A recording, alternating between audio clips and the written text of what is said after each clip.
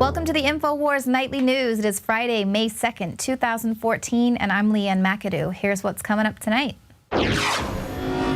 Tonight, the White House says it's conspiracy theory to question the official story of Benghazi. Then, how the United States increased Afghan opium production. And why Wall Street killed Peaches Geldof. That's next on the InfoWars Nightly News. I'm never going to commit suicide. Never, never, never, never, never, never, never, never, never, never, never, never, never, never. The House Oversight Committee Chairman Darrell Issa has issued a subpoena for the Secretary of State John Kerry. He wants him to come before a committee on May 21st to talk about Benghazi. He wants him to testify. And now this comes in the wake of those smoking gun emails that show the White House officials worked to craft that narrative. The attack was part of a YouTube video protest, and it did not indicate a broader failure of policy. Now, Issa said in a letter to Kerry, compliance with the subpoena for documents is not a game. Because your department is failing to meet its legal obligations, I'm issuing a new subpoena to compel you to appear before the committee to answer questions about your agency's response to the congressional investigation of the Benghazi attack. So here he goes again, trying to use stronger words to compel them to comply with the inquest to find out what happened with Benghazi. But apparently, what does he just not know how this administration works? They do what they want to do. The Department of Justice is, Eric Holder is still in contempt of Congress for failing to bring forth documents on Fast and Furious. You don't want to go there, okay? I don't want to go there? No. These emails directly link the White House to Susan Rice's false talking points on Benghazi. Yet they say that they withheld these emails because they had nothing to do with Benghazi. They were just giving her talking points on the general situation going on with the protests going on worldwide. Now, Rand Paul says it's clear that the White House was just more focused on spinning the details of the attack rather than the truth. Paul said the email read like a script from a Hollywood producer. He said it's what a producer would do when saying, what do you want the general feeling to be from this? And the feeling needs to be that this is not terrorism. But now the White House has to backtrack and spin their spin. And how are they going to do that? By gaslighting. They say, what are you talking about? You wanted the emails on Benghazi. These aren't those emails. What emails are you talking about? These are just, they're not a smoking gun. This is an email that says there's a bigger cover-up going on. What are you talking about? It's not another Obama administration scandal. And Jay Carney even went so far as to say it's a conspiracy theory looking for a conspiracy. He said these so-called smoking gun emails had nothing to do with Benghazi. And then he tries to throw the State Department under the bus. You would have to ask the State Department about their process for responding to FOIA requests. Again, you can just read it and then decide for yourself. As many people have now said and written, like this is a conspiracy and theory and search of a conspiracy. The conservative group comes in and says, we want Benghazi documents. The administration says, this is not a Benghazi document, so we're not turning it over, right? Again, I don't, like this is a State Department FOIA request response. But again, we all know how this administration responds to those requests. Apparently now Congress is going to have to get all of their information from outside sources like Judicial Watch, who files FOIA requests. So then they roll in former National Security Council spokesman Tommy Vietor. He is asked as well about the talking points and his role that he played in changing them. Fox News asked him about adding a line that the administration was warned the day before the attacks of social media reports calling for demonstrations. This was in order to bolster this false idea the attack was the spontaneous result of a riot against the video. Well, Vietor affirmed this, but then when Fox News asked him if he'd changed the word attacks to demonstrations, he got amnesia. Did you also change attacks to demonstrations in the talking points? Maybe. I don't really remember.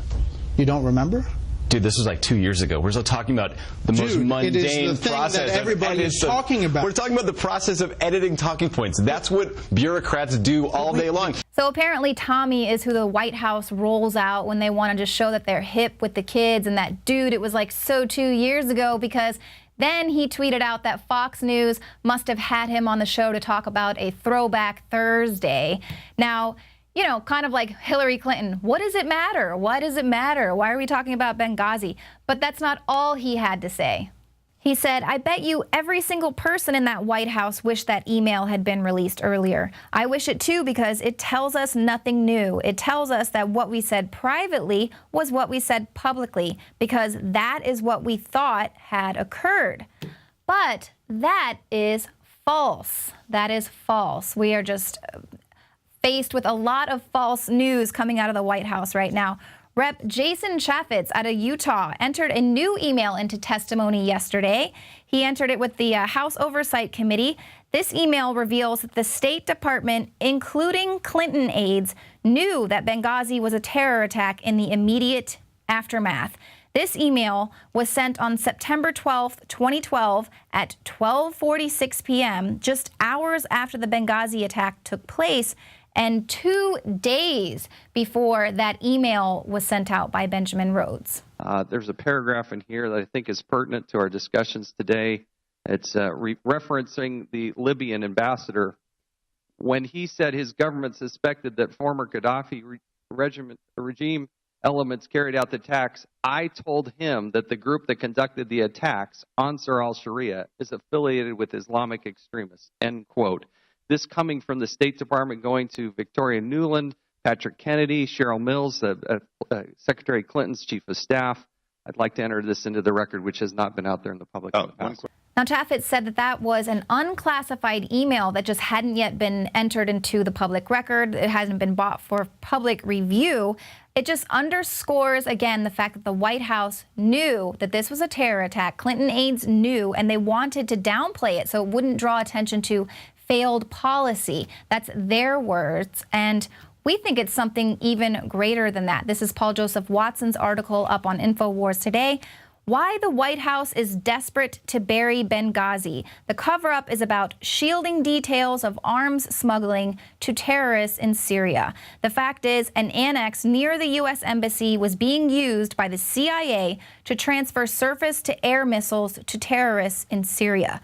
Now, in May of last year, Rand Paul was one of the first to speculate that the truth behind Benghazi was linked to an illicit arms smuggling program. He told CNN that I've actually always suspected that, although I have no evidence, that maybe we were facilitating arms leaving Libya, going through Turkey into Syria.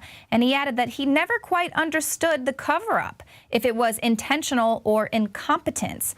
Now, at the same time, it emerged that the U.S. State Department had hired an al-Qaeda offshoot organization to defend the Benghazi mission months before the attack. And then months later, Senator Paul was vindicated when it emerged that the CIA had been subjecting its CIA operatives who were on the ground during the attack to mandatory monthly polygraphs in order to prevent them from talking to Congress or the media about a program that revolved around secretly helping to move surface-to-air missiles out of Libya, through Turkey, and into the hands of Syrian rebels. And that was reported by CNN. Now, the real truth behind Benghazi is likely to reveal that the Obama administration knowingly and deliberately provided surface-to-air missiles and other weapons to the most bloodthirsty al-Qaeda jihadists in Syria. So, if a proper investigation into Benghazi was to come about and we were able to get concrete evidence of this happening, Obama would be impeached, members of his administration would be jailed.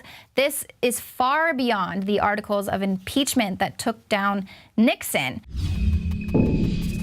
My friends, Alex Jones here to tell you about some of the most important information concerning you and your family's health. Radiation levels have more than doubled in the last 60 years in the Northern Hemisphere from all of the nuclear testing and radiological accidents. Radioactive contamination is now in most of the food supply. There's only 2 ways to avoid this. Move south of the equator or properly protect your thyroid with nascent iodine. Looking to protect my family, I've done deep research. Nascent iodine is the pure purest, cleanest, absolute best form of iodine to protect yourself and your family. It's made right here in the USA, completely non-GMO. I searched out the best quality and now have developed a double-strength form of nascent iodine, exclusively available at InfoWarsLife.com. Nascent iodine is on record as one of the only safe ways to detox from fluoride poisoning. Survival Shield Nascent Iodine. Secure your super high-quality nascent iodine today at InfoWarsLife.com.